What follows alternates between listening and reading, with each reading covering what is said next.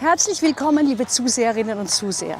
Mein Name ist Lisa Valentin und ich bin jetzt ein paar Tage in Italien, sozusagen Gastmoderatorin bei Bella Italia TV. Und wir spazieren gerade gemeinsam durch den wunderschönen Park Vella d'Oro. Jetzt stellt sich natürlich die Frage, was werde ich die nächsten Tage machen? Und die Antwort steht hier drinnen. Die Gardasee-Zeitung mit 71 Seiten vollste Information. Natürlich habe ich nicht so viel Zeit, das zu lesen. Glücklicherweise ist das Ganze auf Deutsch, denn mein Italienisch hält sich extrem in Grenzen. Und genau deswegen werden wir jetzt Kirstin Hofer treffen, die Journalistin dieses Blattes. Und dann gibt's mehr. So, liebe Zuseher, und jetzt habe ich Sie hier. Herzlich willkommen, Kirstin Hofer. Vielen Dank. Schön, dass du da bist. Ja, danke, schön hier zu sein. Cool, weil ich bin sehr froh, du wirst mir jetzt gleich ein paar wichtige Tipps aus eurer Zeitung verraten. Ja, gerne. Reden wir ein bisschen darüber, was jetzt am Anfang Juni passiert am Gardasee. Da ist viel los. Ganz bald schon, oder? Ja, ganz bald schon. Und zwar in ein paar Tagen beginnt die Mille Miglia. Das ist ein weltberühmtes Oldtimerrennen. Und das kommt auch wieder am Gardasee vorbei. Und zwar in Salò, dann nach Desenzano und dann runter nach Semione und dann noch durch den wunderschönen Gartenpark in Sigotà in Valleggio. Und warum, bitteschön, habe ich gehört, dass das schönste Autorennen der Welt ist? Das hat einmal Enzo Ferrari gesagt und der muss es ja wissen. Der ist ein absoluter Experte in Autos, genau. Der hat, wenn er von der Mille Miglia redet, immer gesagt, das ist das schönste Autorennen der Welt. Und meiner Meinung nach meint er das aus zwei Gründen. Erstens, man sieht die schönsten Autos der Welt, die schönsten Oldtimer und die fahren dann auch noch durch eine der schönsten Landschaften auf der Welt, Italien. Und zwar in diesem Fall Norditalien bis Mittelitalien, also von Brescia bis nach Rom und wieder zurück in 3 Tagen. Das ist das Rennen. Ein super schönes Rennen. Okay, cool. Und wie ist es mit den Fahrerinnen und Fahrern? Ja, die leben dieses Rennen richtig mit. Also viele von ihnen tragen dann auch, sagen wir mal, Kleidung aus der damaligen Zeit. Also um das passend zu machen zum Auto, tragen sie dann den Fahrerhut oder diese Brillen, die Mode, oder wie? die Pilotenbrillen. Okay, das ist eine richtige Modenschau dann. Ja, genau. genau. Quer durch auch. die Zeit so. Quer durch die Epochen. Ich bin ja Sängerin. Ich komme aus Österreich, bin Sängerin und da habe ich schon gelesen, da gibt es einiges, vor allem wunderschöne Veranstaltungsorte auch. Ja, also hier am Gardasee gibt es unheimlich viele schöne Orte, die dann häufig auch für Konzerte genutzt werden. Und eine der Konzertreihen, die hier laufen im Sommer, heißt Klänge und Genüsse des Gardasees. Und da sucht man gerade diese Locations, die also ein bisschen typisch sind, also ein bisschen älter möglichst auch, um halt diese Atmosphäre, diese schöne Konzertatmosphäre zu schaffen. Ja. Häufig sind es dann Konzerte klassischer Musik. Und, aber nicht nur, habe ich gelesen, Nein, oder? nicht nur, auch Jazz und es gibt auch anderes. Das Eröffnungskonzert war jetzt vor wenigen Tagen und das auch in einer tollen Anlage, und zwar im Amphitheater des Vittoriale. Genau. Das Vittoriale in Gardone Riviera ist eine Denkmalsanlage, die gehörte einmal dem Dichter Gabriele D'Annunzio. Und er hat sie nach seinen Wünschen und Träumen und ihren Ideen gestaltet. Der hat ja Ideen gehabt, oder? Der hatte ihre Ideen. Von Schiff bis Theater, oder? Ja, vom Schiff bis Theater bis zum Flugzeug ist alles mit in dieser Denkmalsanlage. Und halt auch dieses Amphitheater, das im Sommer auch für Konzerte genutzt wird. Von diesem Klänge und Genüsse abgesehen fängt jetzt Ende Juni auch eine Konzertreihe an, das Festival Teneramente. Und an dem Festival nehmen viele internationale Stars auch teil. Zum Beispiel wird dieses Jahr Jeff Beck erwartet und er hat auch einen Special Guest angekündigt. Okay. Bis vor wenigen Tagen wussten wir nicht, wer dieser Special Guest ist. Weiß man meistens nicht. Nein, jetzt wissen wir es. Wirklich? Wirklich. Und wir können es verraten? Wir können es verraten. Es wird Johnny Depp sein. Er wird an den Gardasee kommen und auf der Bühne stehen. Cool! Fluch der Karibik! Am Gardasee. Der Segen am Gardasee. Ich möchte am liebsten den ganzen Sommer hier bleiben. Wir haben auch viel zu geben im Sommer, nicht? Da ist wirklich viel los im Sommer. Ja. Hier, nicht? Schön. Du, da habe ich noch was gelesen. Kampf um die Fahne und dem See und Bisse. Die Bisse. Ja, die Bisse. Aber es sind keine Es Leckerbissen. sind keine Leckerbissen. Keine Leckerbissen, gell? Nein. Die Bisse, das sind Flachboote, die traditionellen Flachboote, die wir heuer auf dem Gardasee sehen. Ein bisschen erinnern sie auch an die Gondeln in Venedig. Also es sind halt ganz flache Boote, auf denen wird in Stehen gerudert. Diese Bisse-Regatta, das sind Teams aus den verschiedenen Orten hier am Gardasee, jemals mit 4 Personen auf dem Boot. Und da geht es um die Fahne des Sees. Es wird um die Fahne des Sees gekämpft. Es ist ein bisschen so wie der Palio in Siena. Da sind es die einzelnen Stadtviertel, die miteinander kämpfen um den Palio, also um eine Fahne. Und hier gibt es halt die Bisse. Die Krone, die Bissen, Fahne. die Fahne. Es ist also eine große Fahne. Seit einigen Jahren gibt es dieses Rennen oder diese Regatta auch für Frauen. Früher war das eine reine Männersache. Wollte ich gerade fragen. Ja, inzwischen gibt es auch starke die Frauen. Frauen braucht das Land. Genau. Und die kämpfen dann um die Coppa del Lago, also um den Pokal des Sees. Also das ist eine extra Meisterschaft noch für die Frauen. Die bekommen einen Pokal und die Männer bekommen die Fahne. Genau. Ja, ist okay. Ja, ist okay. Ja. Schöner Pokal hat auch was für sich. Nicht? Genau. Ja. Schön, und dann haben wir noch ein Festival, oder? Malcesine. Malcesine hat dieses Jahr ein Musikfestival. Das wird von einem bekannten Musiker, Jazzmusiker, italienischen organisiert. Er ist der künstlerische Leiter, Mauro Ottolini. Und ja, das Tolle ist, also es wird nicht nur Jazz gespielt. Es ist ein Monat ein bisschen mit dem Jazz gewidmet. Dann gibt es aber auch Rock'n'Roll und auch ein Liedermacher ist dabei. Das heißt, man kann natürlich auch abshaken dort, oder? Ja. Tolles Erlebnis einfach. Genau, es ist wirklich für jeden was dabei. Wenn wir einen Abend mit klassischer Musik haben, dann haben wir am Abend danach den Jazz oder den Pop. Also es gibt wirklich viel. Ja. Da wird es nicht langweilig für niemanden. Oh, schön.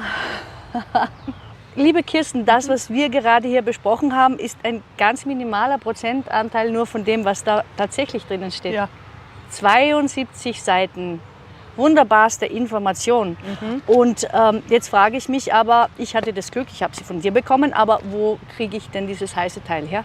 Also uns gibt es rund um den See, überall da, wo Touristen sind, da sind wir auch. Also in den Hotels, in den Restaurants, Gaststätten, Trattorien, Fähranlegern, der Navigada, natürlich an den Touristeninformationen und wie einfach nett, durch die Stadt wie gehen. nett, oder? Einfach durch die Stadt gehen und dann findet man uns schon. Was kostet sie denn? Sie kostet nichts. Ja, gratis, aber eindeutig nicht umsonst. Denn man spart sich ganz viel Zeit. Das habe ich jetzt einfach gemerkt. Ich habe nicht viel Urlaub und ich werde mir hier die Highlights rausfischen. Ich bedanke mich ganz herzlich bei dir. Zu danken. Liebe Kirsten, danke, dass du hier warst. Danke, es war Danke schön. für dein Strahlen und Sprudeln und Erzählen. Und bitte weiter so recherchieren und weiter uns berichten und weiter rund um den Gardasee ausführen, damit wir dann hinfahren können und erleben können. Auf einen schönen Sommer.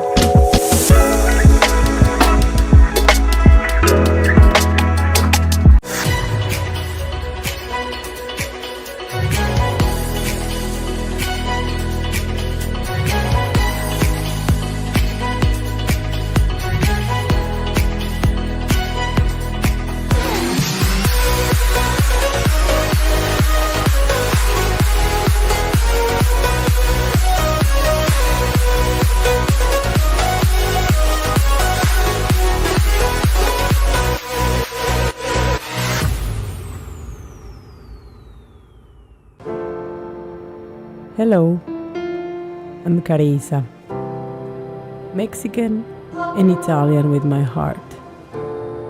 Came to Italy, followed by love for sport and outdoors. In Garda Lake, I have found stability for all my emotional sense. Every time I practice an activity, I put my heart, followed by determination and passion, with a daily achievement of love and comfort. Join me. I will lead you to a fascinating world of surprises.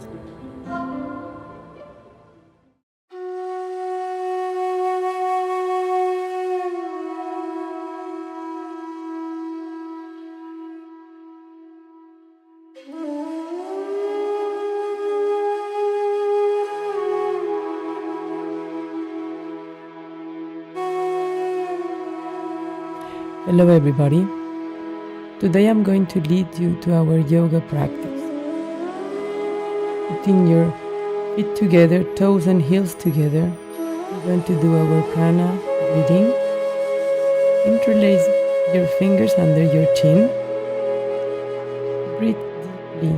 Inhale through your nose, filling up your belly, shoulders down, elbows up. Exhale through your mouth, pulling your toes together, down again, and breathe. Breathe deeply to the count of 10 times each breath, always leaving your shoulders down, elbows up, touching the shoulders in front of you, letting your head behind, and slowly closing your shoulders ahead. Focus on one point in front of you and breathe. Put your hands together above yourself, interlace your fingers again. Move slowly side to side. Always standing with your feet together. Let your head behind of you, going slowly with your arms. Straighten your back. Bend your knees. Relax your head. Breathe. Stretch again your legs. Hands together. Go back up. Inhale and exhale. Up. Second round of prana breathing. Interlace your fingers again. Do it slowly. Breathing from your belly. Shoulders down, elbows up, head behind. Come back in front of you and breathe.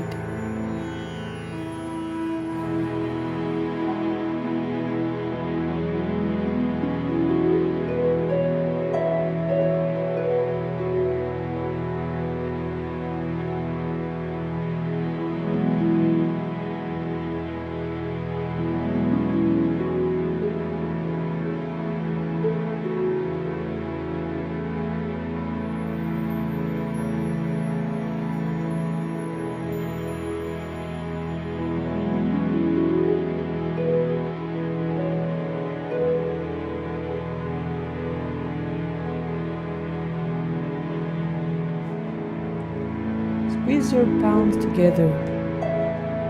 Interlace your fingers and slowly to your right. Raising your left shoulder, right shoulder in, left shoulder out. Stretching your elbows. Stretching your legs, breathing from your belly. Inhale from your nose, exhale through the mouth. Raising your chin. Constantly your chin. Stretching the elbows, stretching the knees, and breathing.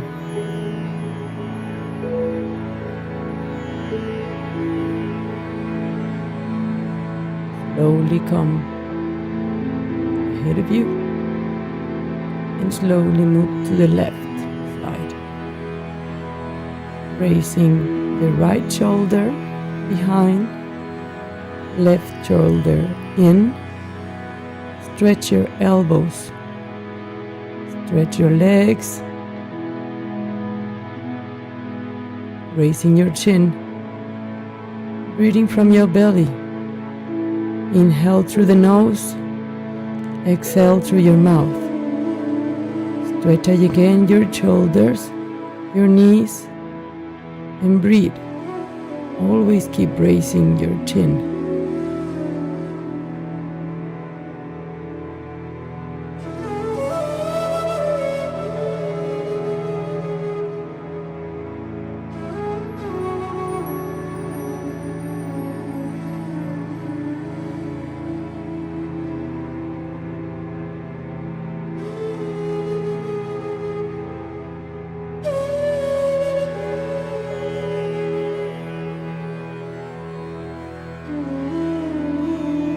without bending your arms, without bending your knees, stretching your body from your toes to your hands. Slowly come ahead of you. Let your head goes behind you. Slowly move your hands behind. Relax your head. Breathe. Focus in one point. And breathe deeply through your stomach.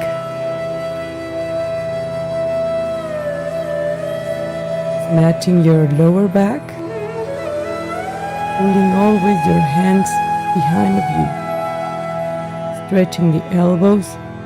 Stretching the knees. Let your head come down a little bit more. Always stretching your back. Breathing deeply to your stomach.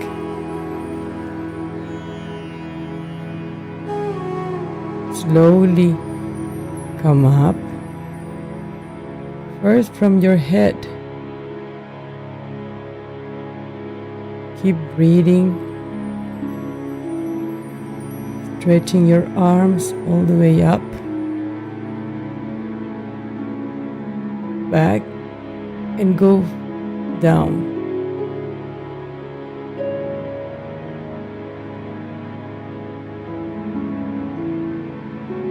Pushing your heels to your fingers, pushing your legs to the ground, stretching your legs, pulling with your arms all your body, touching with your nose and your knees together, eyes wide open. Breathe deeply through your belly, pushing always your heels down to the ground, raising your hips, and always touching with your nose, your knees, and breathe.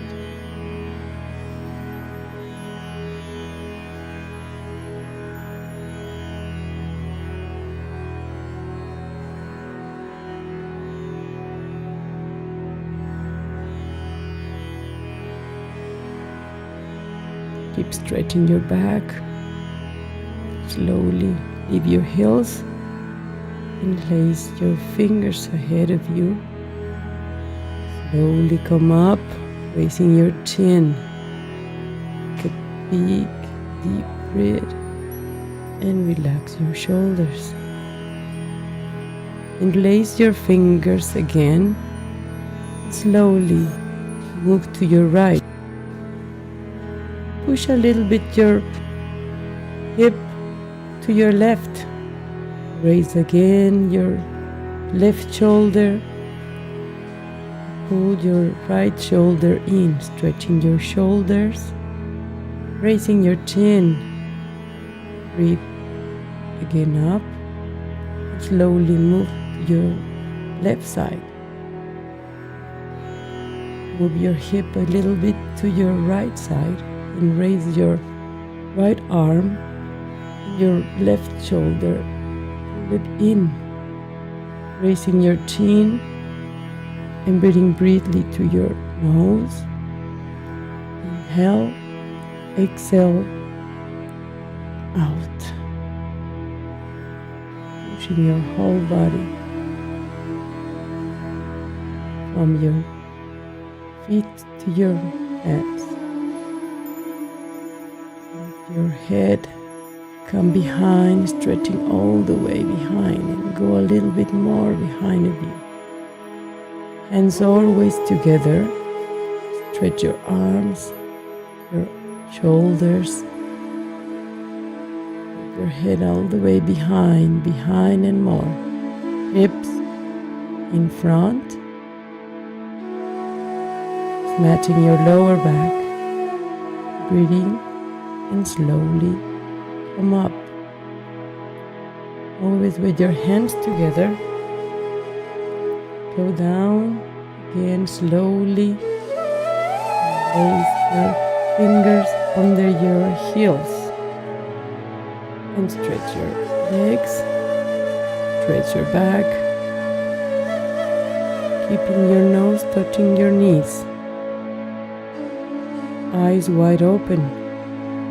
Stretch your arms and pull your body down, stretching your legs. Keep breathing and lace your fingers and slowly come up, raising your chin.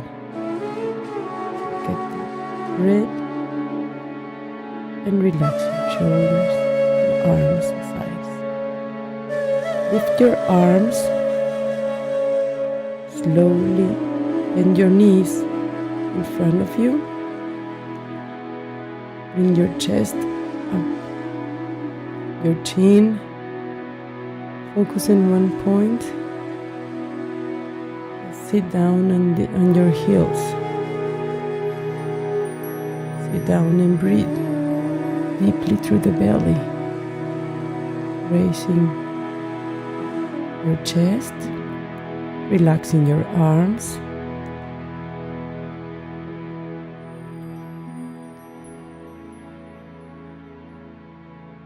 Breathe deeply through your belly.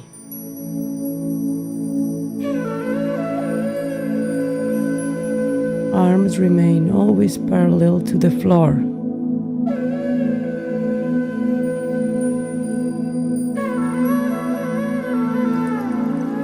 All the weight of your body on your heels, raising your chest. Focus in one point and slowly come up. Stand on your toes. Bend your knees. Slowly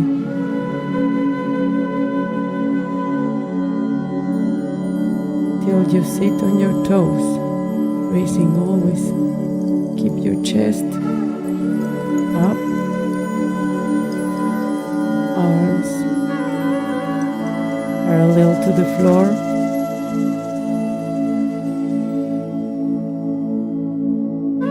Breathing deeply from your belly,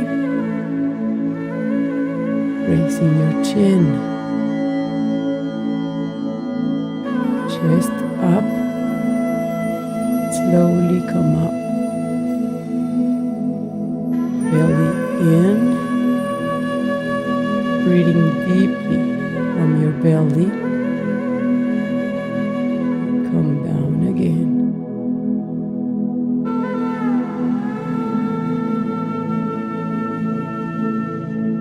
Chest up,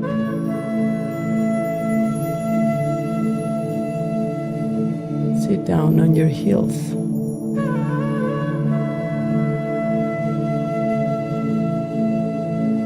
Focus in one point in front of you and breathe deeply from your belly. Slowly come up. Stand again on your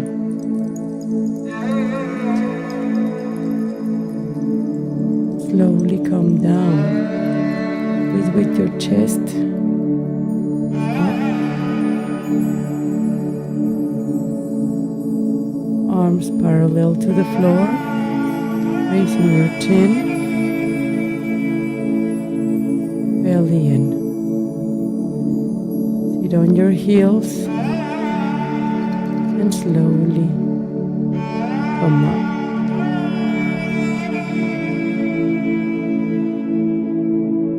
Take a deep breath and relax your arms aside of you.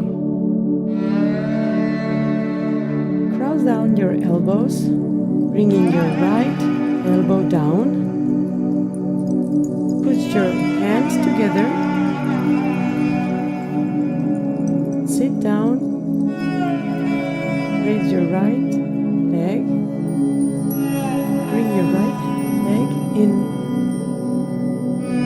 twist it into your cup,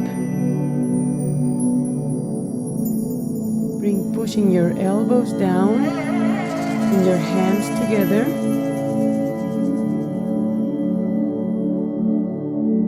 sitting all the way to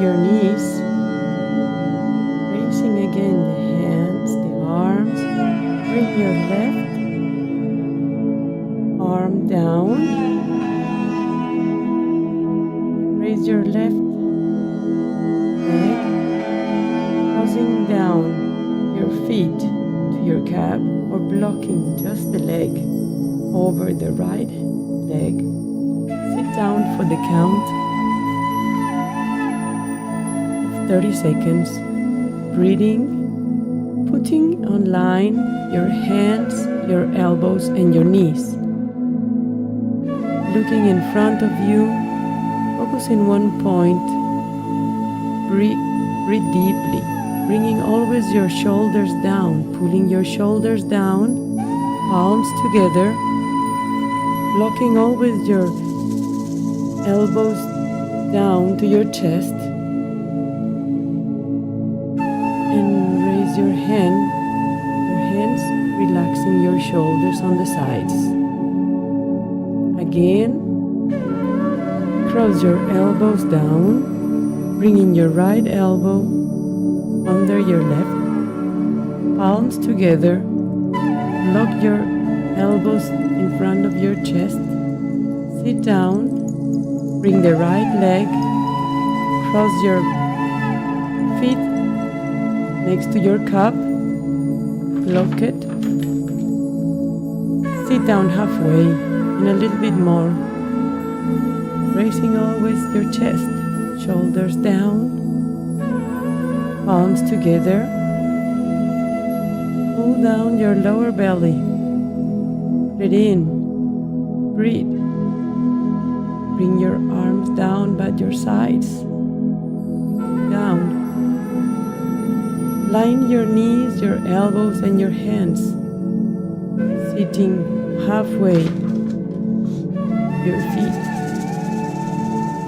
Raise again your arms.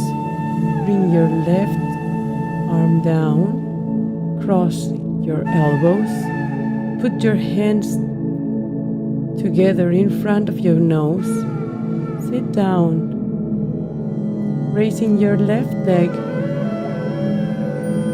crossing your feet to your right calf, lock it there. If you cannot twist it all the way, you just have to leave it there, sitting and breathing deeply. Putting your hands, your elbows and your knees on a line. Focus in one point in front of you and breathe.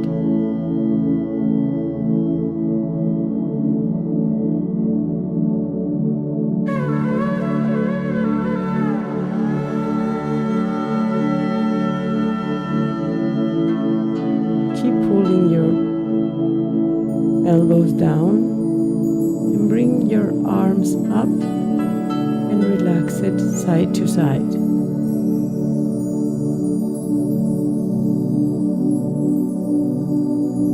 Lock your left leg, your knee straight. Bring your right leg, interlace your fingers under your knee. Keep your left leg locked. Focus in one point in front of you. Relax your shoulders. Breathe deeply from your belly. Keep the balance of your body. Raising your chin and breathing deeply from your belly.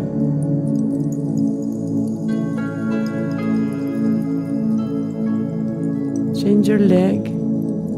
Lock your right leg. Right knee must be straight all the way behind.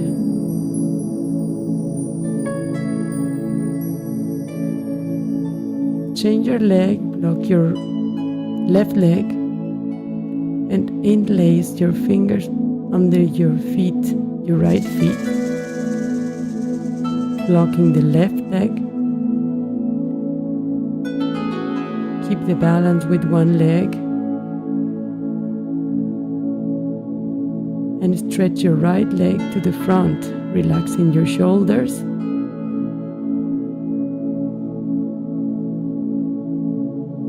Change your leg, breathe deeply from your belly. Relax your head, your shoulders. Focus in one point in front of you. Feel the balance from your feet. Your right leg must be always blocked. Knee, relax your shoulders, raise your chin, and breathe.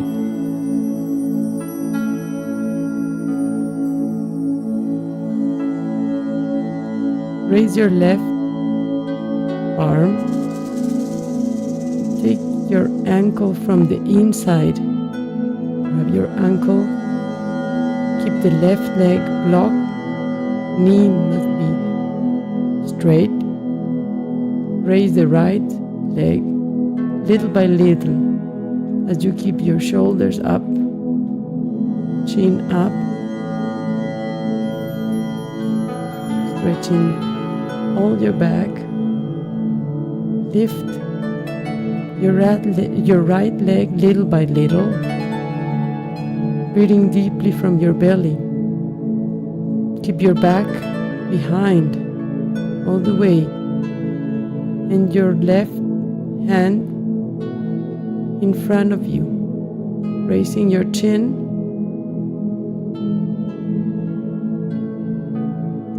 Breathing deeply from your belly, blocking your knee,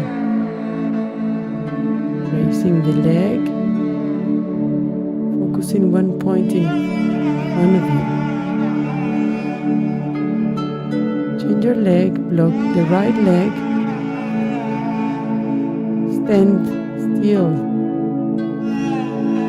and from the inside of your leg, pick up your left ankle.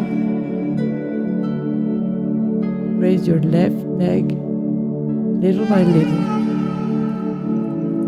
Keep your right hand in front of you. Your head always raising your head, your chest. Block the right leg.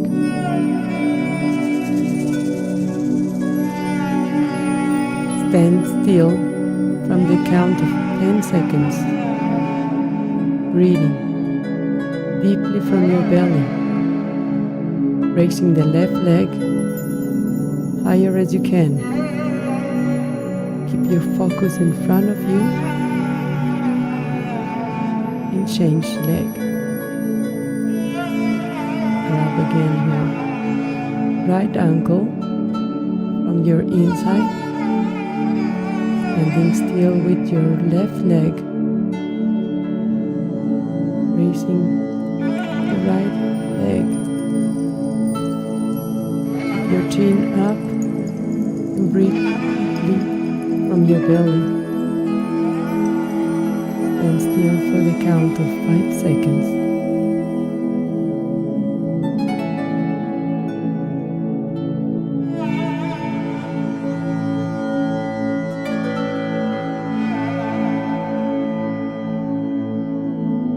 Change again your leg,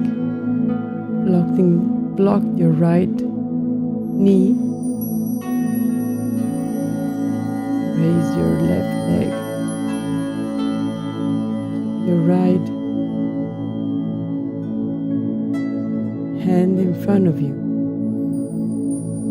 your chin up, breathing deeply from your belly.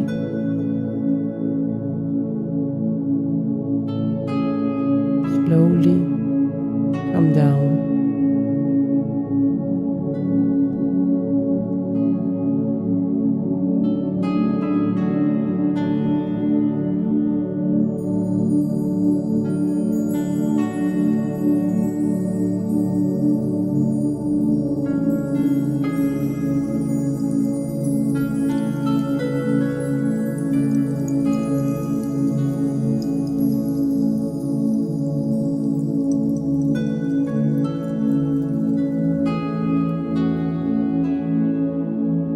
Always focus in one point in front of you. Breathing deeply from your belly. Keep your chin up.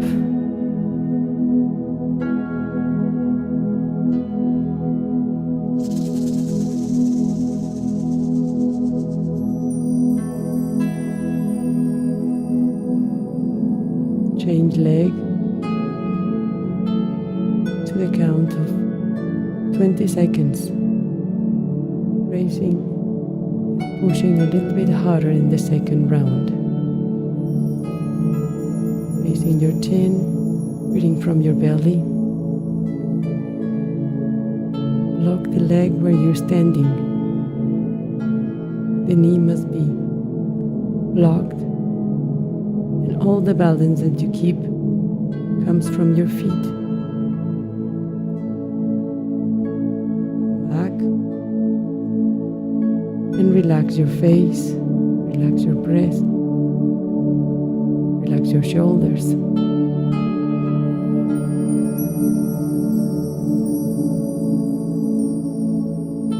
See you next time.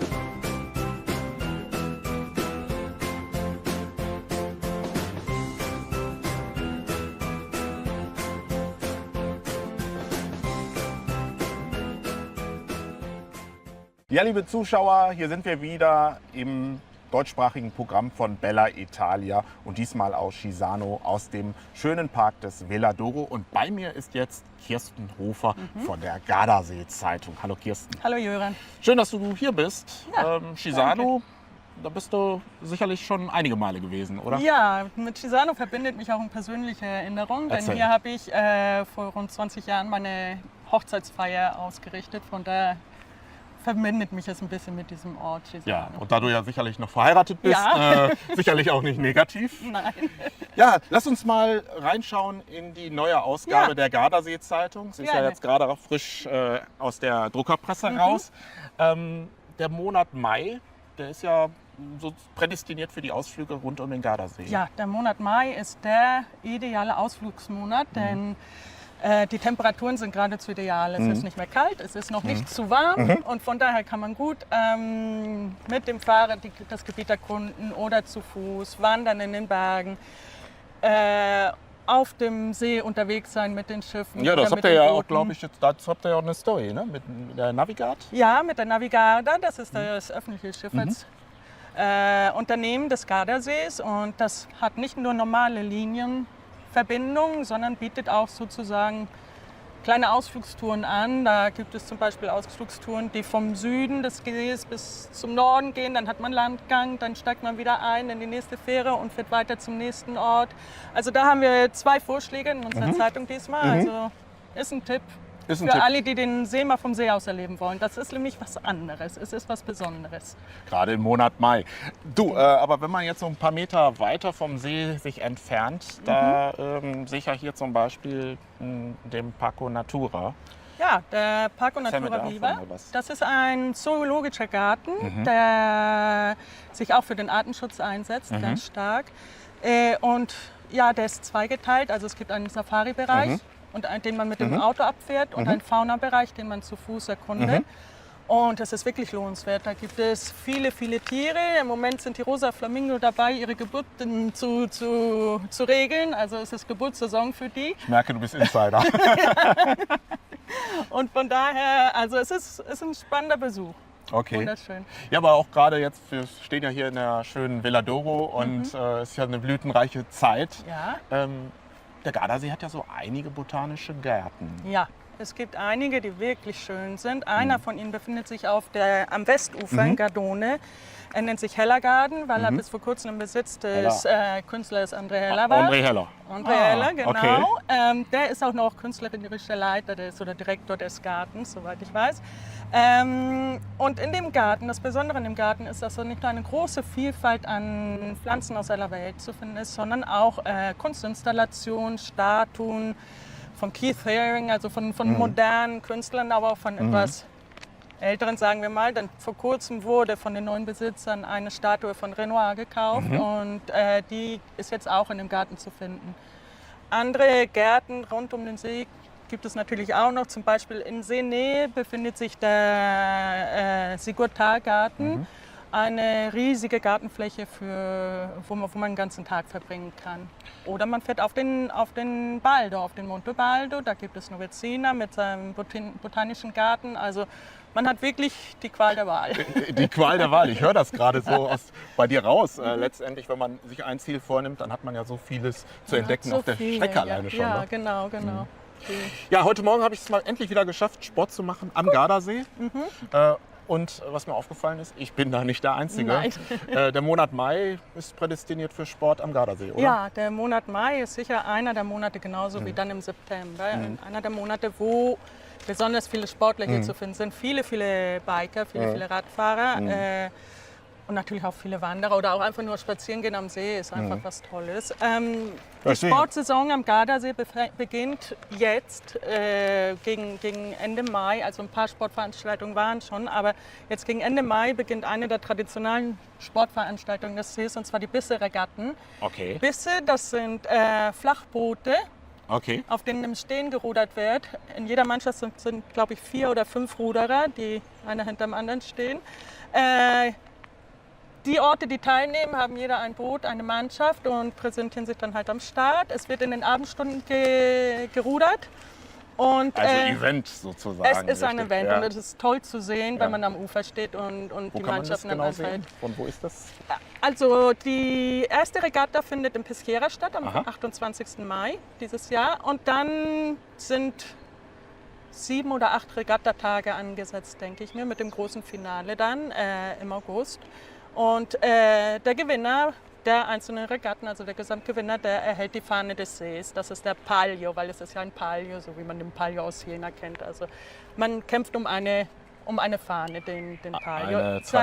Seit wenigen Jahren gibt es auch eine Frauenregatta. Also bis vor kurzem war das nur Männersache, die Bisse-Regatten.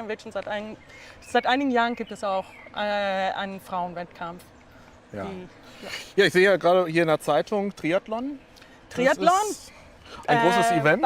Badolino Okay. ist berühmt für seinen Triathlon. Der Okay. findet im Juni statt, 11. Juni. Und da laufen die Vorbereitungen. Also das wird ein großes Happening auch werden. Und irre Vorbereitung, irre Organisation. Ja, Campione Windfest. ist Campione organisiert, Ja. Tremosina auf der anderen Seite des Sees. jetzt Da. Genau, da Hinter drüben. uns.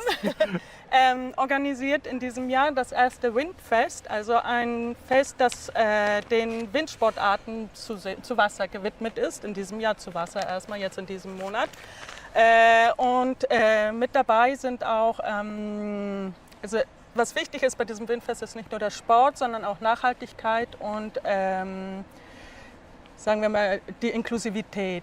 So wird einer der wichtigsten Gäste auch ein holländischer Kitesurfer sein, der nach einem Motorradunfall nur im Rollstuhl sich fortbewegen kann, aber er ist Kitesurfer, also das macht er trotzdem. Es ist beeindruckend, ihm dabei zuzusehen. Und der wird auch dabei sein, also das Mitte Mai mal nach Tremosine fahren. Ja, der Monat, der ist vollgepackt mit großen Events. Über mehrere Events haben wir ja beim letzten Gespräch vor wenigen Wochen gesprochen. In Verona. In Verona. Da haben wir ja über die Veranstaltung in der Arena di Verona gesprochen. Ja, die Arena ist ja nicht nur das Opern. Mekka für die Opernfans, sondern inzwischen auch für die Rock- und Pop-Fans aller Welt. Und also in der Arena haben jetzt in diesen Tagen die Rock- und Pop-Konzerte begonnen. Zucchero hat 14 Konzerte? 14 Konzerte in diesem Ich wollte es Frühjahr. nicht glauben. 14 Konzerte und Wahnsinn. alle ausverkauft. Ich hab's Und letzte Woche waren auch die Manneskin da, zur Freude meiner Tochter, die sich die angesehen hat und war begeistert. Ja. Und jetzt in den nächsten Wochen kommen noch weitere große Stars der Rock- und Pop-Szene. Und dann im Juni beginnt das Opernfestival. Das natürlich auch mit vielen, vielen großen Stars, die das Publikum erwartet. Ja, ich habe es ja wirklich nicht geglaubt, als du vor wenigen Wochen erzählt hast, dass Zucchero 14 Konzerte macht. Ich bin ja selber dann sofort ins Internet gegangen und habe gesehen, die Konzerte waren ausverkauft. Ja, Und es ist nicht das erste Mal. Also Zucchero hat gesagt, dass die Arena ist so wie mein Zuhause. Und die Konzerte mache ich hier. Denn auch im letzten Jahr waren es 10 oder 12, dann aber aufgeteilt auf Frühjahr und Herbst oder vorletztes Jahr. Also er macht es nicht zum ersten Mal so viele, aber das erste Mal, dass so viele in so kurzer Zeit. Weißt du, was das Schöne bei uns im Job ist, unter Journalisten? Man ist ja auch häufig mal bei solchen Events dabei. Ja. Wie sah es eigentlich bei dir aus? Ja, nicht beruflich. Ich war Zucchero sehen vor ein paar Jahren, also zweimal habe ich ihn mir in der Arena angeguckt, also das wollte ich nicht Aus verpassen. privat. Privat allerdings, genau. Sehr schön.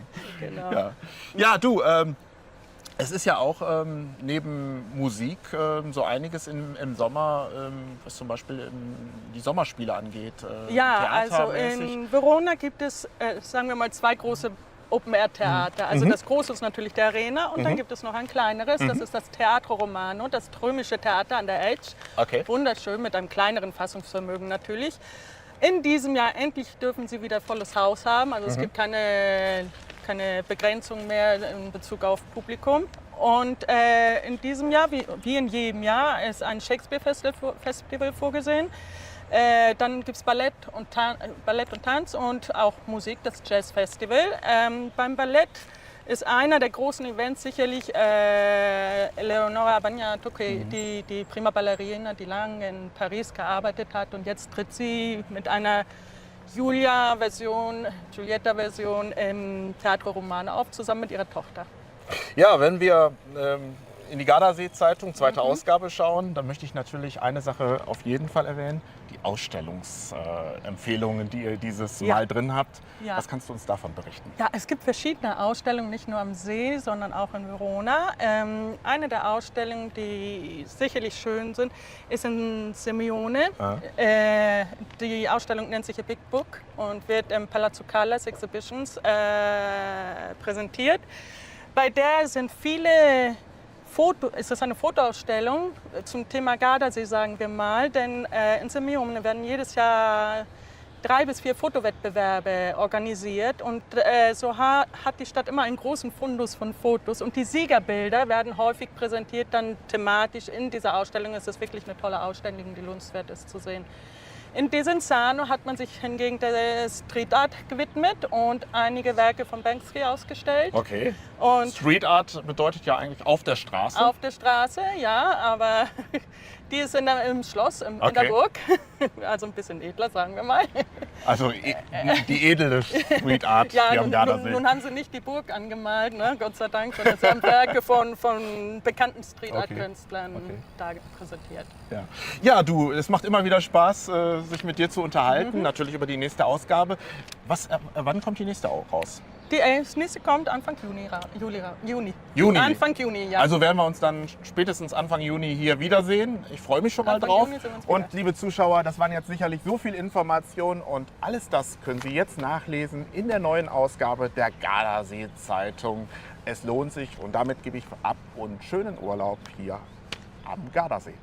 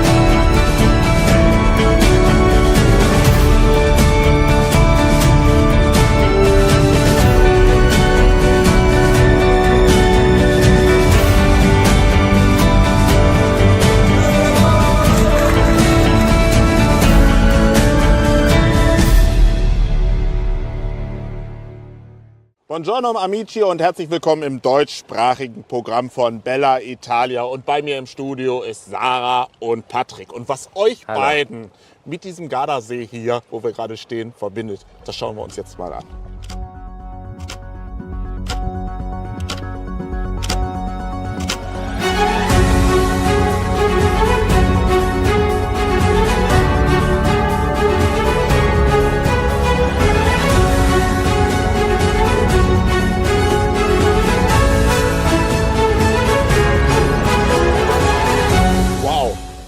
Sarah, die erste Frage an dich. Erlaubst du ihm das eigentlich? Natürlich. Also hast du da überhaupt keine Angst bei? Also nein, weil jeder selber sehen kann, wenn er es mal probiert, es ist absolut nicht gefährlich. Also natürlich, wenn man das in einem Rahmen macht, wo es dann höher geht, dann muss man schon ein bisschen aufpassen, aber für alle Beginner funktioniert das deutlich tiefer und dann ist das überhaupt nicht gefährlich. Patrick, Flyboard. Wir sehen ja gerade, du fliegst ja beinahe die Drohne weg mit deinem Wasserstrahl. Wie lange machst du das überhaupt schon? Ja, das Flyboard an sich gibt es jetzt mittlerweile seit 4 oder besser gesagt 5 Jahren. Und wir haben gleich von Anfang an haben wir uns das Teil zugelegt und haben auch bei unseren Gästen gesehen, dass es sehr gut ankommt. Und ja, abgesehen davon, dass es richtig Spaß macht, würde ich auch behaupten, ist es ziemlich sicher, weil du ja immer ein Wasser hast um dich herum.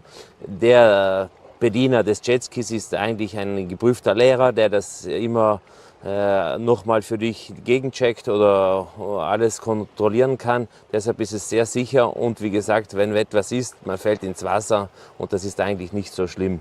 Also ich höre ja bei euch beiden so einen leichten österreichischen Akzent. Ich glaube, ihr kommt daher, ne? Oder? Ja, fast. Wir sind aus Südtirol, Südtirol. Das nördlichste Teil Italiens, aber ja, wir sprechen beides. Ja, da muss ich ja direkt mal fragen, was hat euch zum Gardasee verschlagen? Ja, das mit Gardasee ist so, das ist bisher bei uns Familientradition. Mein Vater, der hat als Jugendlicher, war der im Kino und hat einen Wasserskiläufer dort gesehen und war als Bergjunge davon so begeistert und seine Mission war daraufhin, das Wasserski für sich zu entdecken. Und ja, als ich geboren wurde, quasi vor 40 Jahren, wurde ich hier schon auf den Gardasee in den Wassersport eingeführt. Also du hast im Grunde das Laufen gelernt auf dem Lago de Garda sozusagen, ja, oder? Mit 20 Monaten, ich konnte da gerade laufen, bin ich schon das erste Mal Wasserski gefahren. Und was hat dich dann so verschlagen? Die Liebe nach dem Motto, mit diesem Mann kann man nur zusammen sein, wenn man auch auf Wasserskiern daher schreitet, oder? Ja, kennengelernt haben wir uns vor 19 Jahren in Südtirol und im Winter. Im Sommer war er ja am Gardasee und dann, als der Frühling kam, hat es geheißen, so, entweder kommst du mit an den See oder leider sehen wir uns nicht mehr. Und dann habe ich mich entschieden, mit zum Gardasee zu kommen und seitdem passt das.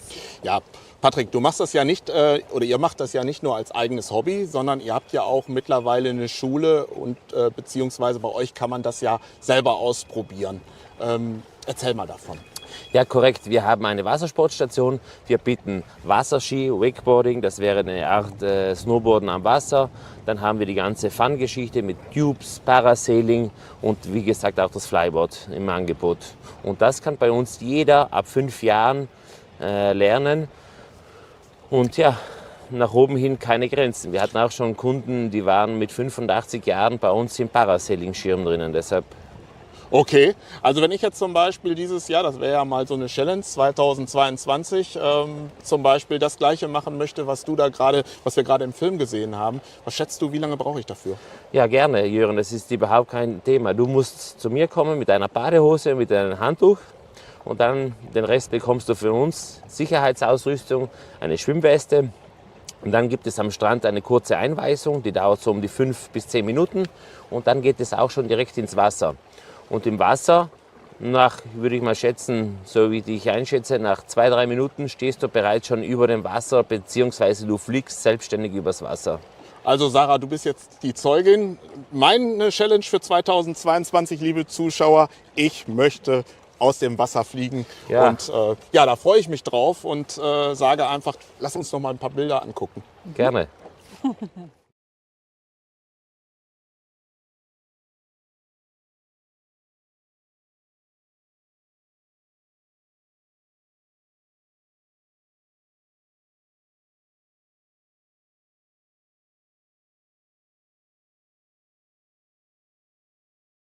Ja, liebe Zuschauer, das sind Bilder und Sarah und Patrick. Ich habe ja gerade, während wir die Bilder sehen konnten hier, habe ich ja auch noch auf deinem Handy gesehen, dass du da ein ganz spezielles Foto hast. Kannst du mir das mal eben kurz hier rüber schicken? Ja, Dann sicher. würde ich das gerne mal gleich Ich leite einspielen. dir das gerne weiter. Ja, genau. Also das bist du. Wie alt bist Das du bin da? ich da, 20 Monate. 20 Monate. Ja. Also das heißt, du hast, bevor du laufen konntest, eigentlich schon auf den Wasserskiern gestanden. Korrekt, das war im Jahre 1982 und mein Vater hatte zur damaligen Zeit mit Freunden und Bekannten und auch guten Kunden eine Wette um 20.000 D-Mark laufen, Sohn? dass mein Sohn Wasserski läuft. Oh. Die Aufgabe war, dass ich 500 Meter fahre. Geschafft habe ich, glaube ich, 1,5 Kilometer. Oh, Aber und deshalb- wie viel Taschengeld hast du dann bekommen? Da wusste er das noch nicht. Taschengeld habe ich keines bekommen, aber mein Vater hat immer gut auf mich geschaut und gesorgt. Deshalb irgendwo muss es schon gepasst haben. Also mit 20.000 Mark für eine Wette mit dem Sohn Ja, das mit war 20 Monaten, Hut ab. Ja. Ja, dann wünsche ich euch beiden eine tolle Saison hier am Gardasee und wir werden uns sicherlich noch einige Male treffen, spätestens dann, wenn ich es selber versuche. Gerne. Mit 20 Monaten Wir warten auf dich. konnte ich gerade krabbeln.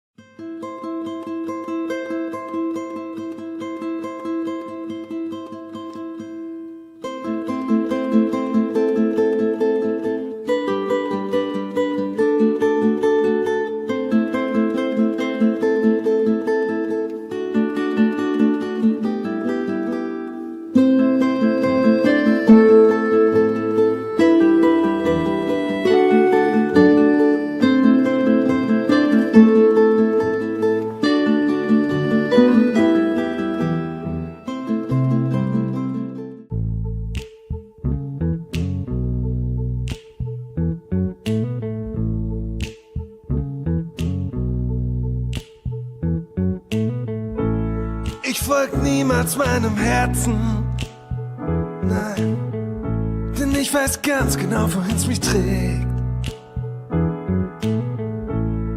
Aus Millionen von Personen hat er dich erwählt, er lässt dich nicht mehr los. Non mi fido del mio cuore, perché so già che soffrirò. In amore non c'è ragione, perché tu no, no, perché tu no, no. No. Keine andere hat gesagt, sie wäre crazy nach mir. Keine andere ist ganz genau wie du. Pflanzt all diese Träume nicht ein und bleib in denen so bestehen. Keine andere.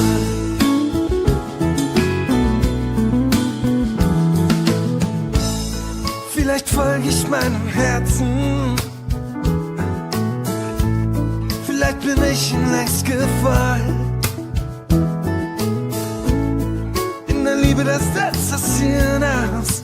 Den Zweifel gibt es nicht. Zweifel gibt es nicht. Ma nessuna mi ha mai detto sono pazza di te. Mai nessuna è grande come te, che metti i tuoi sogni dentro i miei e riesci ad essere sempre come sei, come sei, come sei. Keine andere.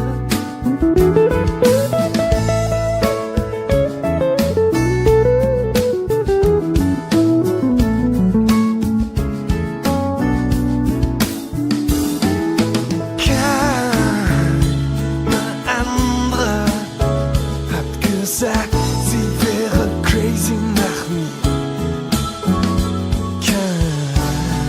Keine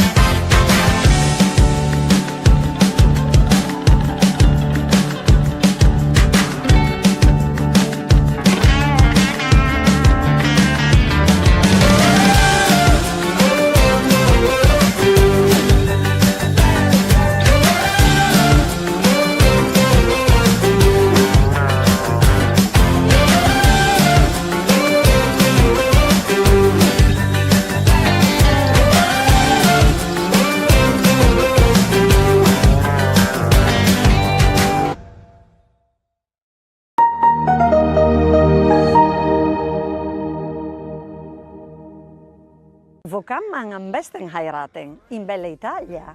Wo sonst? Open up my heart and you'll find love, love. Ich bin Serena.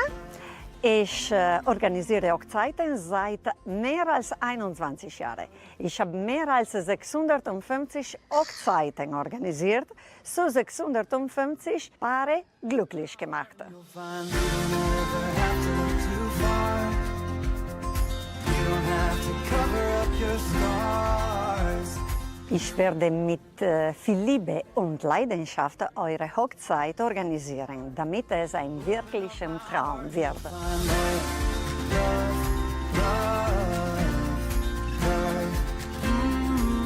Liebe Paar, wollt ihr heiraten? Dann warum nicht in Italien, das Land der Liebe?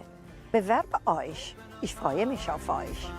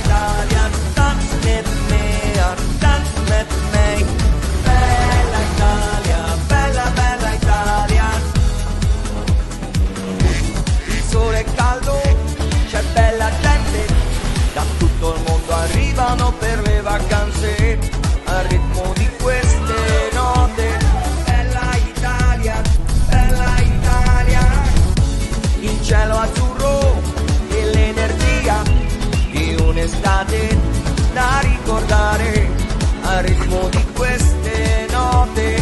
Bella Italia, sì, bella Italia.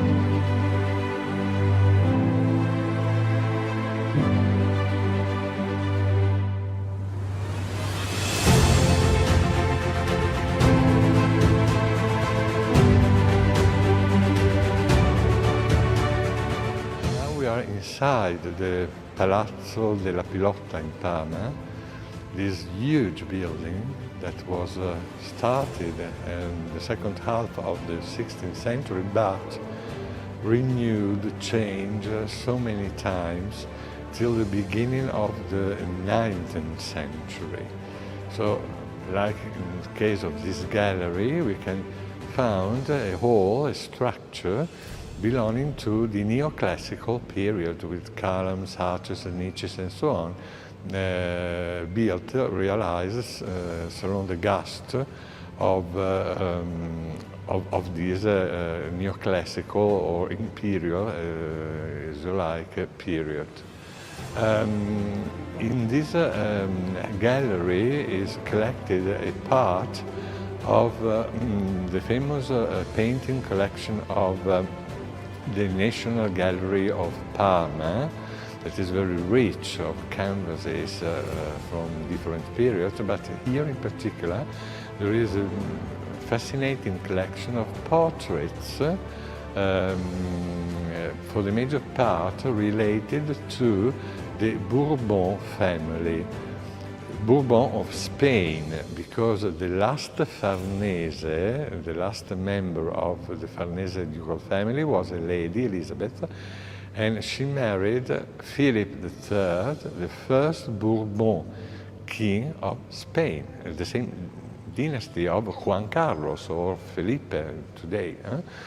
And so Parma was inherited by one of the sons of Elizabeth, and became a dominion of a secondary branch of the Spanish royal family.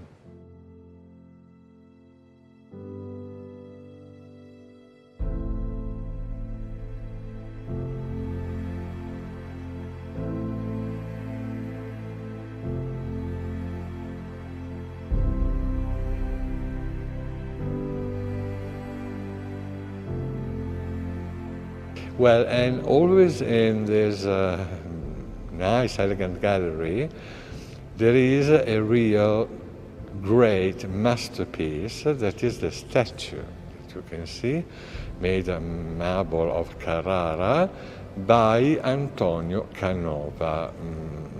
Surely the most important sculptor of the neoclassical period in Europe. He worked for the popes, he worked for Napoleon.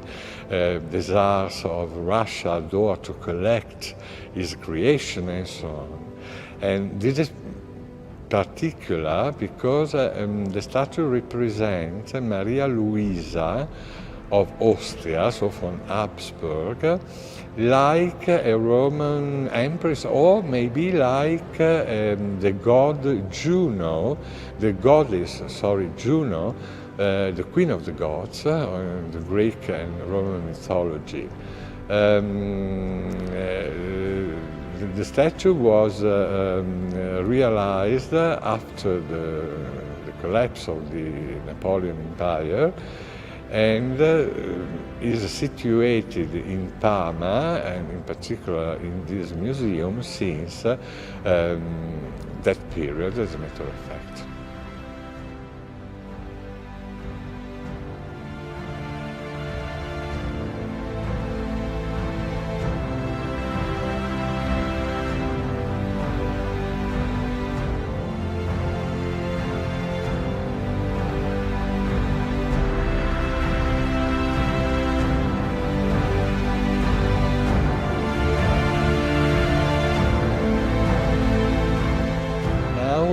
You can admire the most astonishing structure of the Palazzo della Pilotta in Parma.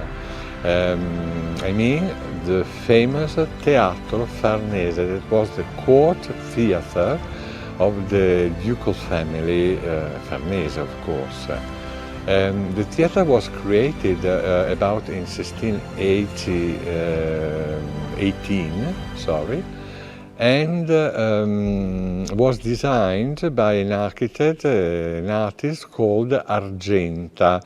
Pay attention, because Argenta, that was quite famous during this period, was not the traditional architect who designs churches, towers, palaces. No. He was specialized in, we can say, the ephemeros, so in beautiful things but destined to be destroyed after a brief period.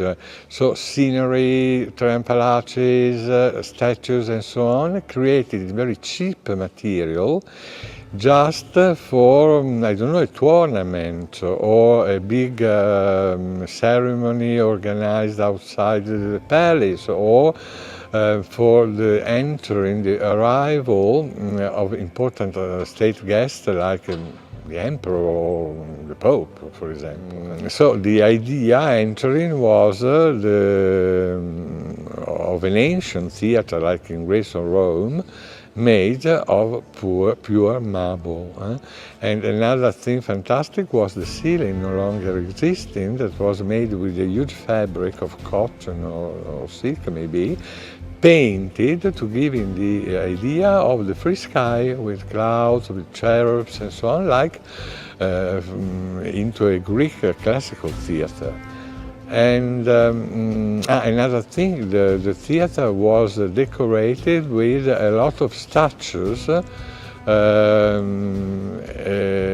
The major part of them disappeared, of course, during the bombing, but we have, for example, the new that the lower balustrade was decorated with statues of Putos holding torches for giving the correct illumination during the show.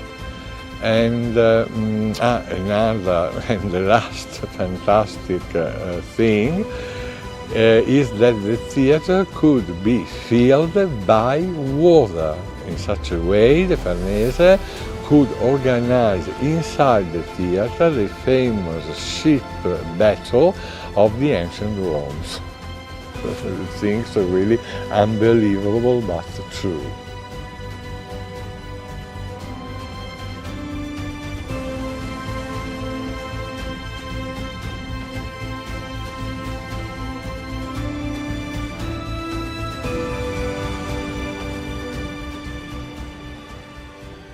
Well, now we are in the beautiful Palatine Bibliothèque of Palazzo della Pilotta, where is organized a part of the great large exhibition that the town has dedicated this year to the ducal family. And this part of the bibliothèque is the most charming because it was organized for giving to the public the idea of the type of collectionism between the end of the 16th and the beginning of the 17th century, not only in Parma but generally in Europe. The collection of royal families were composed by canvases, of course, and here in the Palatine Bibliothèque we have a magnificent portrait of Pope Paul III, made by Titian, by Tiziano in Italian.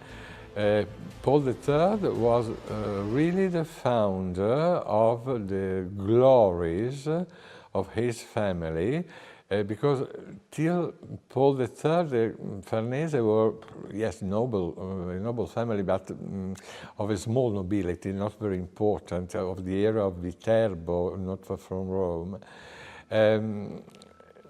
When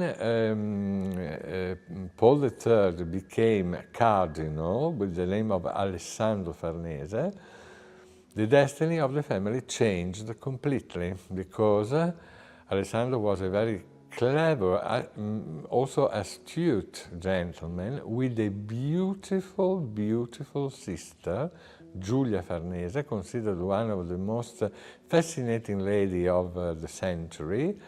And he was so able to introduce the sister in the bed of the Pope reigning in this period, the terrible Alexander Borgia, the father of Lucrezia Borgia.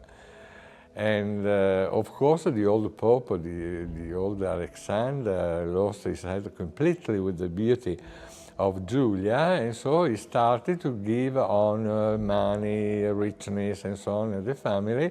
And in a brief time, the Farnese family became one of the most important of Rome.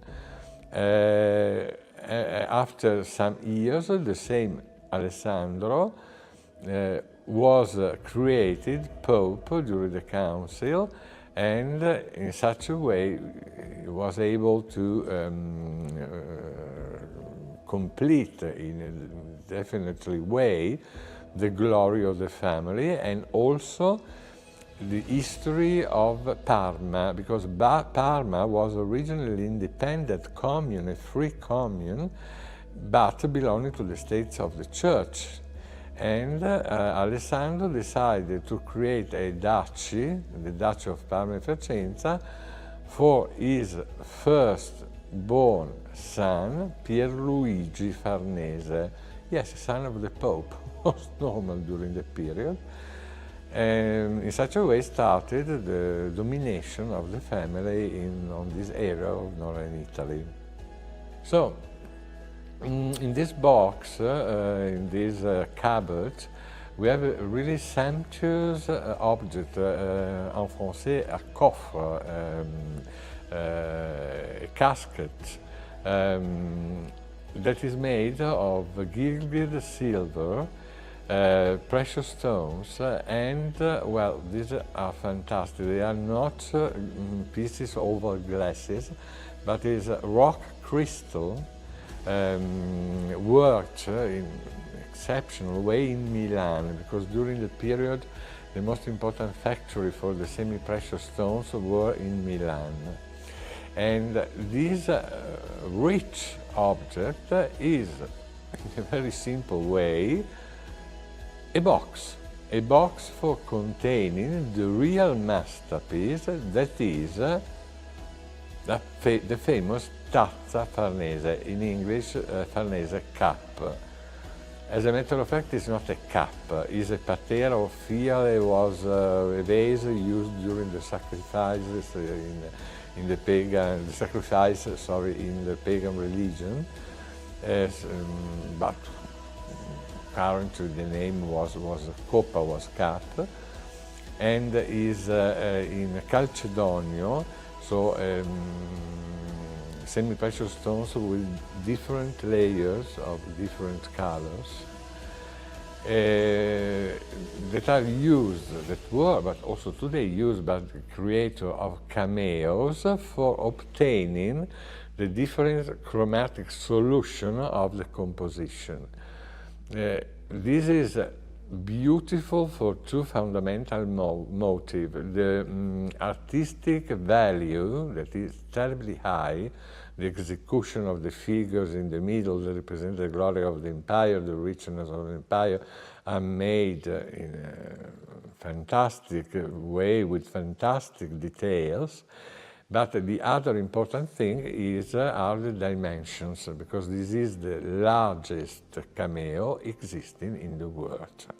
And more is a Roman cameo, so you can imagine the value of this beautiful piece of art. Well, we have seen the portrait by Titian representing the Pope Paul III, Farnese, the founder of the Glory of the Family, but the most famous member of the dynasty is not the Pope, but Alessandro Farnese, his nephew, that you can see here in particular original but very nice paintings in which the young Duke of Parma is meeting and speaking in a very confidential way with a goddess. She's not properly a goddess, it's the mythological representation of the town of Parma. And it's very easy to understand it because near the goddess there is a shield with an oval shape. And in Latin, this variety of shields of the Roman army were called Parma. Probably, we are not sure, the name of this city derives from the original shape of the town that was oval, like a Parma of the Roman soldiers. But coming back to Alessandro, Alessandro was an unbelievable man, very cultivated, a very handsome man. He married the daughter of the King of Portugal, so a royal marriage. He was full of cultural and literary interests, and more, this is important, was a fantastic politician and a mythological man of war. As a matter of fact, the King of Spain, Philip II, every time had problems in war, for example with the Belgian provinces that were under the Spanish domination, but they didn't like this, so there were a revolution every 2 days. Regularly, the king, Philip II, sent the Duke of Parma to control, to solve the situation. So, really a great personage. And now, a thing that I adore, well, there is not the value of the Tazza Farnese that is without price. but is fantastic and was an object that was almost common during the late 16th century. You can see is a silver statuette representing a deer mounted by the goddess of the hunting, Diana. But in the reality is a play, for adults of course, used during the banquet. Well, it's very easy to see that there is an hole for a key, because in the reality a sort of robot. When you have used the key, you can put the statue on the table and the statue moves with a very strange movements and so on. Moves for a few minutes. The use was that the gentleman or the lady facing which the statue was still was created the king or the queen of the banquet, and the head of the deer, you can open it, and in the reality is a little glass, the body is full of wine and so on, and the new king of the new queen was served with this symbol of the new situation. For me, it's fantastic. If you want, a little bit stupid, but sometimes the stupid things are the most amazing. This was the original destination of the statue of Diana.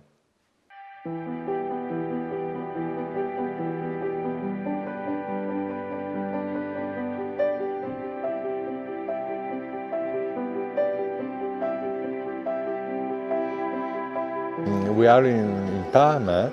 That is another very, very interesting town, but unluckily not appreciated as it merits, because also for Italian people, not only for the foreigners, Parma is prosciutto, means prosciutto, yes, ham in English.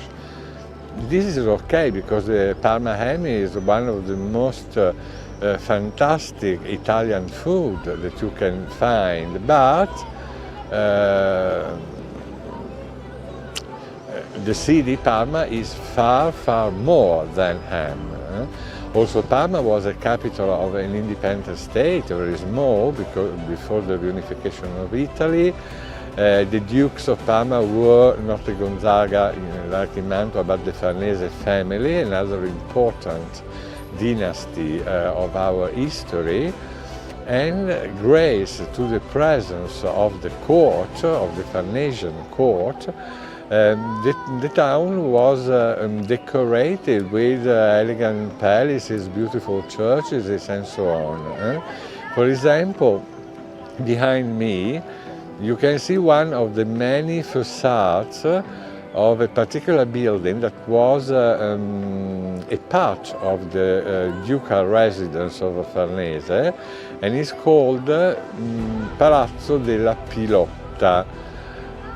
Well, Pilotta is a very bizarre name also for the Italian people, because you can find it only in Parma, and is the transformation of a Spanish word, pelota, that means ball. As a matter of fact, the game of pelota is one of the ancestors of the actual game of tennis. Different, of course, for many, many things, but the idea is the same, is to launch a ball by means of something like, also the hand, very simply, but as a matter of fact it's called in français jeu de paume.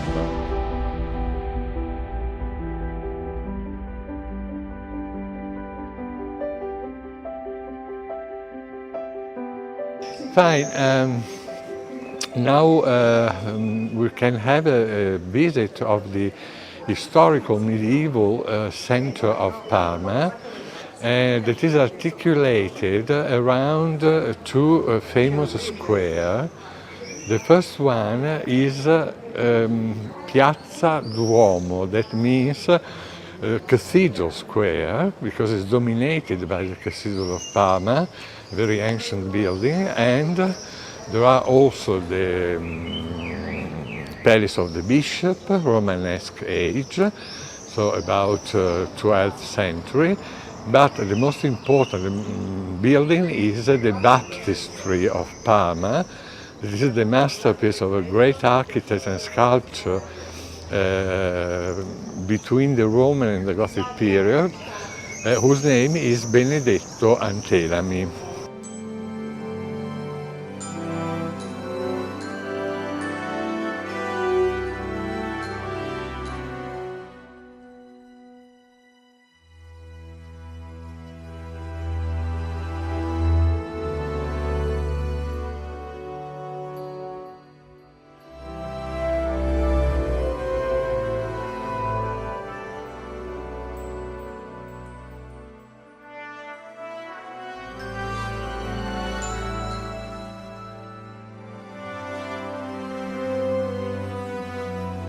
Well, the inside of the cathedral, as a matter of fact, is the original Romanesque one, with the so-called Matroneum, that is the upper gallery, reserved originally to the lady, because during the past the ladies and men cannot follow the Mass, the service altogether.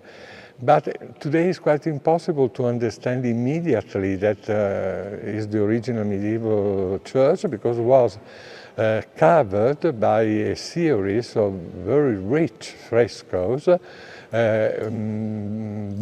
in the ceiling and during the walls of the nave. And among these frescoes, the most important one is the cycle that we can see in the cupola of the church, is the Assumption of Virgin Mary to the heaven after her death, and is considered the absolute masterpiece of Correggio, sorry, but the two were related, and so sometimes, the name is Correggio, that was the most important exponent, member of the Parmesan School of Painting. He lives between during the first part of the 16th century.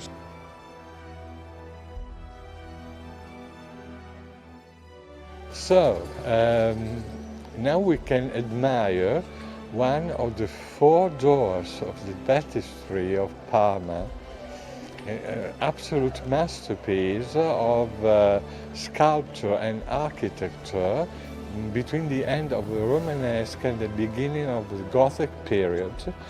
I've already told that the name of the master was Benedetto Antelami, and the baptistry is octagonal, but not for a question of taste or fashion, no, it's a symbol, a Christian symbol, early Christian symbol, because the number 7 was a representation of a complete cycle ended and complete.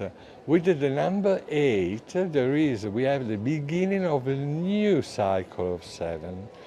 And this is very important for the Christian baptism, because we know that with the water, the holy water, the new Christian is death to the sin, so 7, ended cycle, and is beginning a new cycle, number 8, in the grace of Christ.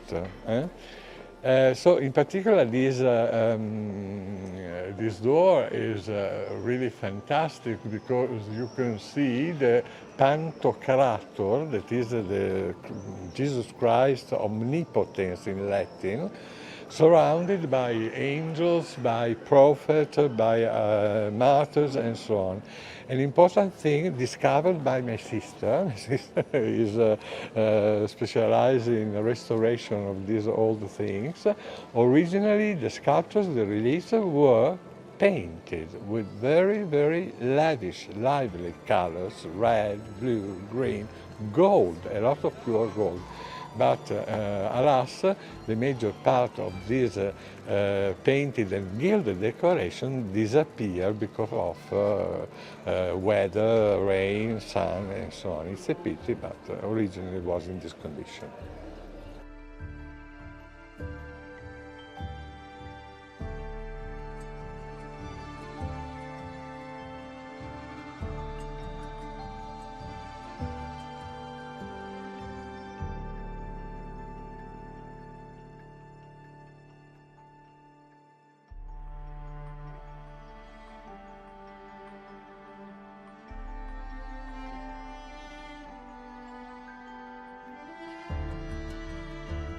Mr. Riccardo, you're one of the greatest art historians in Italy. So when did you really fall in love with art? Well, thank you for the great art historian. It's really kind of you. Well, when I was really a baby, because I remember that I was about 5 years old, and for the first time my parents asked me about the present of birthday, because normally it was chosen without asking me my desires. For the first time, 5 years old, I asked the complete collection of Mozart concerts. And 5 years, which is not a normal thing for a 5-year-old child. And then, how was your? And then, well, apart from classical music, that is also today a great passion for me, in particular operas, and I act also like director for operas like Rigoletto, Traviata, and so on. Immediately after, there was a new passion that was history, but not the contemporary or 19th century. For me is a little boring, but the ancient history, so Egyptian, Greek, Romans, and then medieval period, Renaissance period, Baroque period. And I was fascinated in particular by the great figures, personages of the history, like, I don't know, Cleopatra or Nerone, Nero in English, and then the Emperor Frederick II of Sweden, Peter the Great of Russia. And so also with the help of this interest for the personages, the most important personages, also history became one of my passions. You traveled a lot, and you start traveling at 13 years old. Mm-hmm. Which is not... Yes. Well, I was really young. Sorry. Naturally, I traveled not like a tourist, but for the languages. So I spent 1 month, 2 months during summer in Great Britain or United States or France. And for me it was a very important experience and really beautiful for me, because as a young boy I had the occasion of meeting people of completely different civilization, languages, culture, a very stimulating experience for my brain. You made the experience of college, but you didn't like it? No, the college for me was really a disaster for 2 reasons. I am not a man for colleges. For me they are oppressing, sad, dark. No. I like to be free. And the second thing is that college, for example, in England, were crowded by Italians. So you had not occasion, apart from the hours of the lessons, to speak English with for the normal things of the life, and that is very important. So after two terrible experiences in colleges, I changed completely my destination, and I spent this cultural period only living with local family. Mr. Riccardo, you have an impressive life.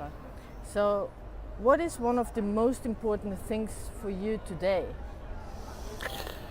But, well, of course, my family, my sister in particular, animals, because I adore pets and in particular cats. But yes, there is a thing about I am really proud. Is an activity of volunteering, better correct pronunciation. For example, in prisons,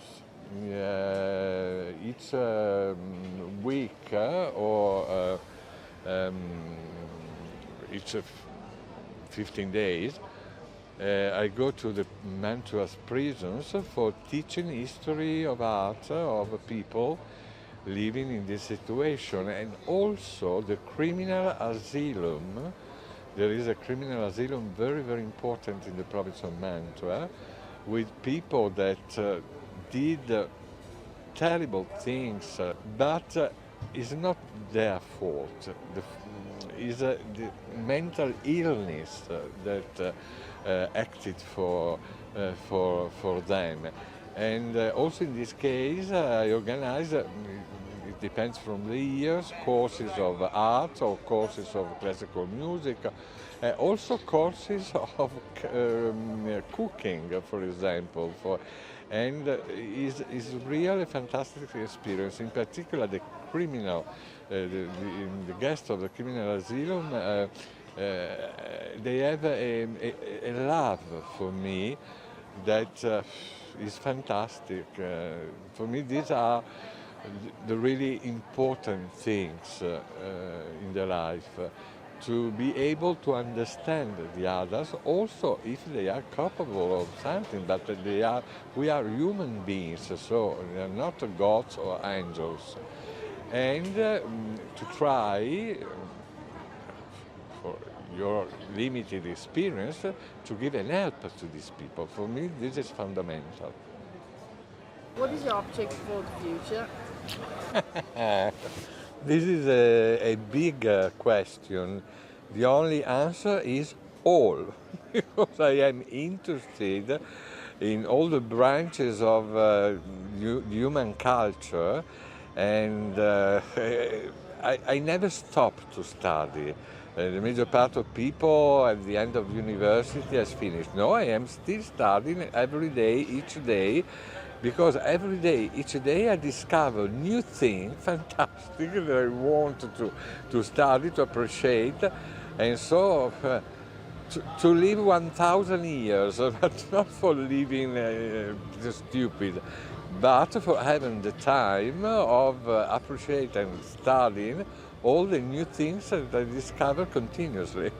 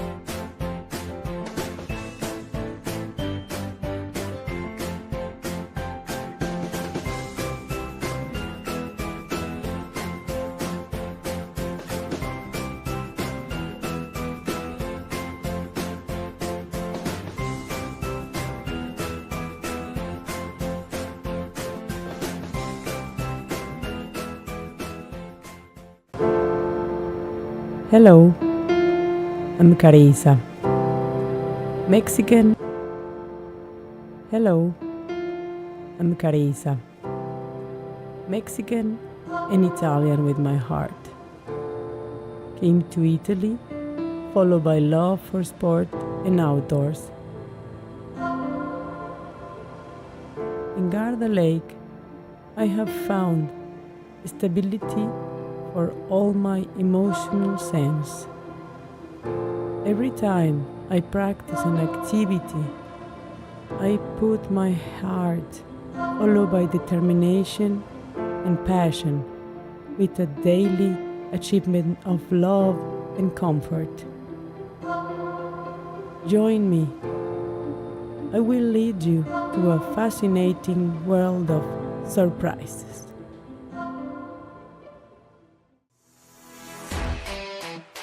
I again will do a little bit of workout today.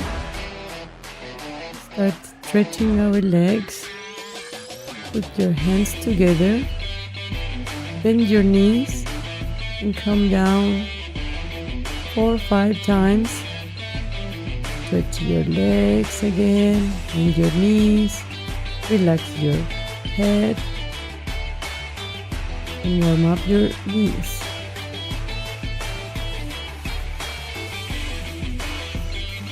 Good, and your arms up, open your legs, wide open, hand side to side, left hand, right feet, left hand. Relax your head and one knee, and stretch the arm behind of you. Raising your chin, breathing from the belly. Right hand and the opposite knee. Bend one knee with one big step. Bend the right knee and pull a little bit. Change. Wait for the count of 10-15 seconds. Breathing, reaching down to the floor.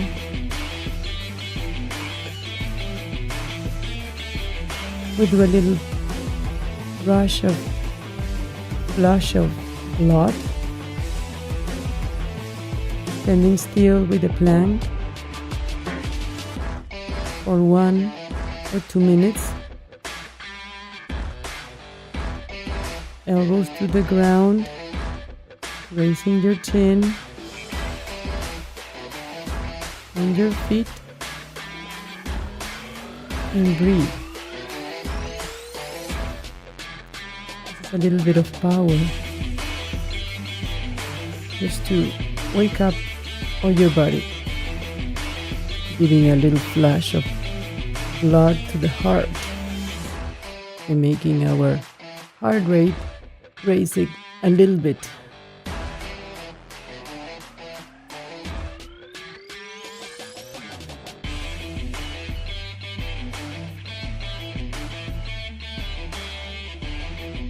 For the count of 5, 4, 3, 2, 1. Sit down to your knees, stretch your back, and relax. Relaxing your neck, breathing deeply. For a couple of seconds. Go up again. Open your legs wide open. Hands behind your neck. Give a little bit of power sit-ups. Bending your knees to the front.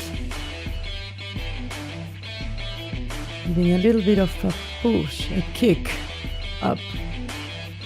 Sitting and raising your chest. Raising your chin. Keep your back straight as possible. Giving it a flush for 15 counts. Go to the bar, 1 meter away. Bend your elbows. Your hands are together. Bend your elbows and kick it back. Kick it back, away, giving a little bit of power. Every time you push, you pull, get down, your feet all the way down, breathing deeply from your belly, bending the elbows towards you, not on the sides. Down. Try to keep your hands as close together to each other. Walk. Give it a count of 20 times, let's say. You can start with 10, then 15. Then with the feet together, hands together, just pull and push. Push and go down slowly, breathing. Bending your elbows towards you.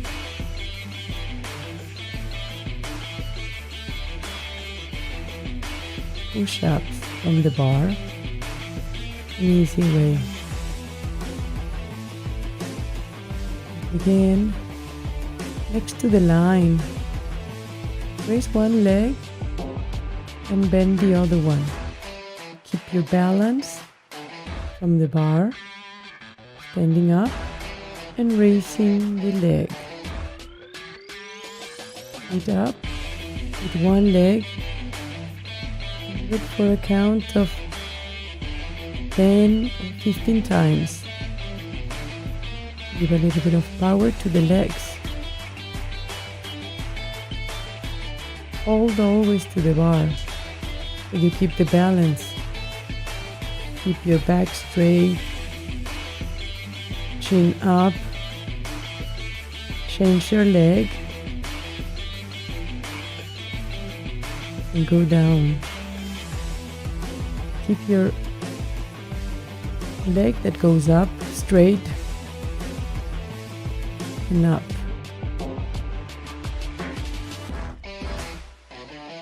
Your back straight. Breathe. If this is a little hard, just don't hesitate and stop and change the leg. 1 meter away, raise one leg, put it over the bar, stretch your legs, feel the power. Stretch your leg most. Try to put your chin to your knees. Always with the eyes wide open. Changing again. Do it at the count of 20 seconds when you stretch. Breathing deeply from your belly. Keep your standing leg straight with the knee block. Straight again and change. Raise one leg and put your feet above the bar and stretch the quads. Stretch your leg most that you can go behind with the other leg.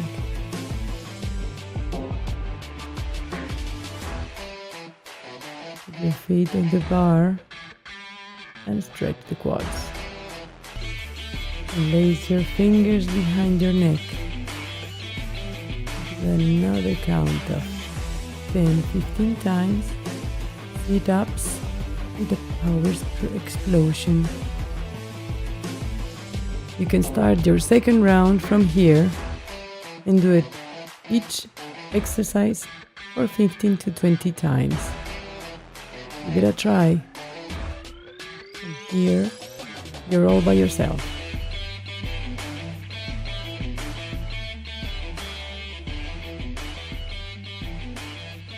And see you next time.